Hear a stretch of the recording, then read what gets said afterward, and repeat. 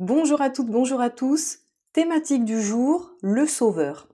Vous savez que le sauveur fait partie du fameux triangle de Karpman, sauveur, bourreau, victime, et que si personne ne sort d'un de ces trois rôles, le triangle existe toujours. Mais aujourd'hui, j'ai envie de vous parler du sauveur. Le sauveur qu'on pourrait penser un être rempli d'amour, voilà, quelqu'un qui va nous venir en aide, quelqu'un de bienveillant, quelqu'un qui est en apparence louable et qu'on devrait remercier. Mais si on gratte un petit peu derrière le sauveur, qu'est-ce qu'on pourrait y voir? Est-ce que le sauveur ne serait pas un égoïste et un prétentieux? Alors, je sais que je ne vais pas forcément me faire des amis dans cette vidéo, c'est un point de vue, vous allez me dire en commentaire si vous partagez ce point de vue ou pas, vous avez le droit de ne pas le partager, évidemment. Moi, je vous livre une opinion et je vous livre voilà, une petite analyse par rapport au sauveur. Donc, le sauveur, on pourrait encore une fois penser que c'est quelqu'un de... Voilà, c'est un super-héros.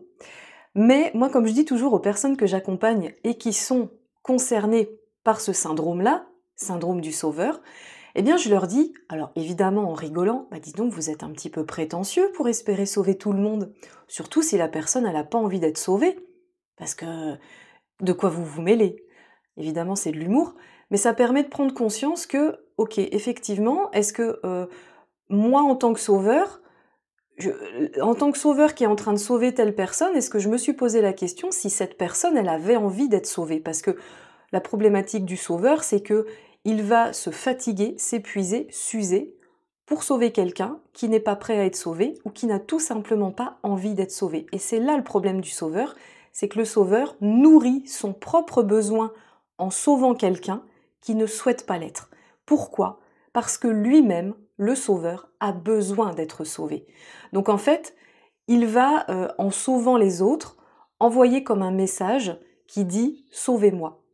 Et donc, on pourrait dire qu'il est égoïste dans le sens où il ne pense pas aux besoins des autres, il va penser à son propre besoin en le nourrissant, c'est-à-dire je nourris mon besoin de sauver le monde, mais je nourris d'abord mon besoin de me sauver moi-même. Je vais vous donner un exemple très concret. Dans ma famille, pour ne pas citer la personne, une personne était toujours en train de nous demander, quand on était à table, est-ce que tu veux du pain? Est-ce que tu veux du pain? Non merci, je veux pas de pain. Mais t'es sûr, tu veux pas du pain? Non merci, je veux toujours pas de pain, ça fait 5 minutes. Mais alors, tu veux vraiment pas de pain? Et si tu prenais une petite tranche de pain? Voilà, donc au bout d'un moment, c'est un peu chiant. Alors, l'exemple n'est pas forcément très adapté, mais c'est juste pour vous montrer que la personne qui proposait du pain à tout va nourrissait son besoin de se sentir en sécurité par rapport à la nourriture. Et c'est quelqu'un qui a connu des périodes de manque, et forcément, elle va répercuter ça sur les personnes de sa famille, en pensant que, comme les personnes de sa famille ne mangent pas de pain, elles vont manquer. Mais ça, c'est son besoin à elle de manger du pain en lien avec cette peur de manquer. Moi, j'avais pas besoin de manger du pain, perso, j'en mange quasiment pas. Donc, le sauveur va être, entre guillemets, égoïste en ne pensant qu'à son besoin, mais sans tenir compte du besoin de l'autre. Et parfois, ça peut se transformer en conflit. Donc ça, c'est très compliqué.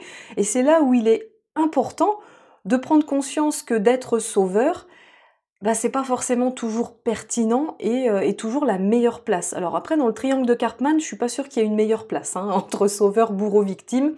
Si on me demandait laquelle je devais choisir, je serais bien embêtée. Mais en tout cas, voilà, le sauveur, on est sauveur, pour résumer, on est sauveur quand on donne de l'amour, quand on donne à quelqu'un qui n'en a pas besoin. Par contre, si vous donnez à des personnes qui en ont besoin, à des personnes qui recherchent ça, là, vous n'êtes pas sauveur. Là, vous êtes vraiment dans la loi du donner-recevoir. Et puis, vous n'attendez même pas de recevoir d'ailleurs, puisque vous n'êtes pas un sauveur. Parce que le sauveur, il a ce côté-là de « je donne », mais inconsciemment, si je donne, c'est parce que j'en ai besoin, donc inconsciemment, je vais avoir envie de recevoir. C'est en ça que vous pouvez identifier si vous êtes un sauveur ou pas. J'espère que j'aurai été assez claire. N'hésitez pas à me faire des commentaires sous cette vidéo, et puis n'hésitez pas à me dire si vous vous reconnaissez dans la description du sauveur ou pas.